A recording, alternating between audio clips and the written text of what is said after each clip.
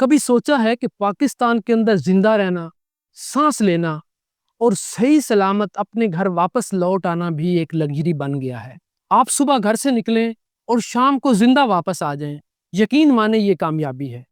کیونکہ یہاں کسی کو مار دینا اتنا ہی آسان ہے جتنا ایک سگریٹ سلگانے کے لیے کسی سے لائٹر مانگنا۔ ابھی چند دن پہلے رائے وینڈ میں ہونے والے واقعے کو دیکھ لیں، جو 2 بھائیوں کو معمولی تلخ کلامی پر مار دیا گیا۔ اور یہ کوئی پہلا واقعہ نہیں ہے، اس طرح کے روز واقعات رونما ہوتے ہیں، اور جب بھی کوئی واقعہ ہوتا ہے ہمیں لگتا ہے کہ یہ انتہائی بھیانک واقعہ ہے، اس کے بعد بس ہے اور کچھ نہیں ہو سکتا، لیکن اس سے اگلے دن اس سے بھی دردناک قسم کا واقعہ پیش آتا ہے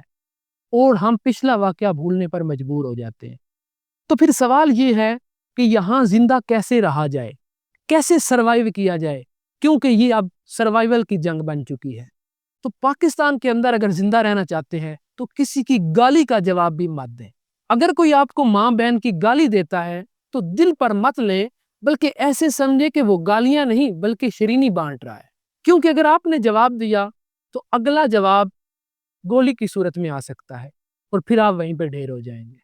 تو بہتر ہے کہ گالی سن کر ایسے مسکرائیں جیسے وہ آپ کو گالیاں نہیں بلکہ امپلائی آف دی ایئر کا ایوارڈ دے رہا ہے، کیونکہ اب یہاں سوال عزت بچانے کا نہیں رہا، زندگی بچانے کا ہے۔ اور ایسے ہی اگر کوئی آپ پر ظلم کرتا ہے، راہ چلتے آپ کو تھپڑ مار دیتا ہے، تو بھائی جان غصہ مت کریں، بلکہ اس کا ہاتھ پکڑ لیں اور اس کا شکریہ ادا کریں کہ شکر ہے کہ تم نے تھپڑ مارا ہے، خنجر نہیں گھونپ دیا، تم تو واقعی بڑے رحم دل انسان ہو۔ یہ آپ کو طنز لگ رہا ہوگا لیکن یہ سچ ہے، کیونکہ یہاں سوال اب انصاف کا نہیں رہا، سوال ہے سانس لینے کا۔ فرض کیا بازار کے اندر آپ کی گاڑی کے ساتھ کوئی رکشے والا ٹکرا جاتا ہے، تو کسی نارمل ملک میں آپ کیا کریں گے؟ رکیں گے، اس سے بات کریں گے، لیکن پاکستان میں آپ نے رکشے والے کو کچھ کہہ دیا تو اس کی ایک کال پر 50 بندہ آپ کی کھال اتارنے کے لیے جمع ہو جائے گا۔ تو اس لیے بہتر ہے کہ فوراً گاڑی سے اتریں، رکشے والے کو سلام کریں اور اسے کہیں کہ بھائی جان میری غلطی ہے جو میں اس بازار میں آیا ہوں، اور تم نے صرف میری گاڑی ٹھوکی ہے، مجھے نہیں ٹھوک دیا، آپ کی بہت مہربانی۔ اور ایسے ہی کسی ٹریفک سگنل پر کسی گاڑی والے نے آپ کو پیچھے سے ٹھوک دیا تو پھر بھی آپ کی غلطی ہے، آپ ٹریفک سگنل پر رکے ہی کیوں؟ کیونکہ یہاں پر رکنے والا غلط ہے، جو نہیں رکتا وہ تو صحیح ہے۔ اور لاجک یہ بھی ہے کہ یہاں پر حق پر وہی ہے جس کے دوست زیادہ ہیں، جس کے کانٹیکٹس اچھے ہیں، جس کے رشتہ دار اچھے ہیں، جس کی پہنچ اوپر تک ہے۔ لہٰذا اپنی عزت کو پرس میں ڈالیں اور جان بچائیں۔ ایسے ہی کسی سبزی فروٹ والے نے آپ کو سبزی کم تول دی، گلا سڑا فروٹ دے دیا، تو پھر بھی مسکرائیں، خاموش رہیں اور اس کا شکریہ ادا کریں کہ آپ نے مجھے فروٹ دیا ہے، ورنہ آپ کچھ بندوں کو بلا کے مجھے مروا بھی سکتے تھے۔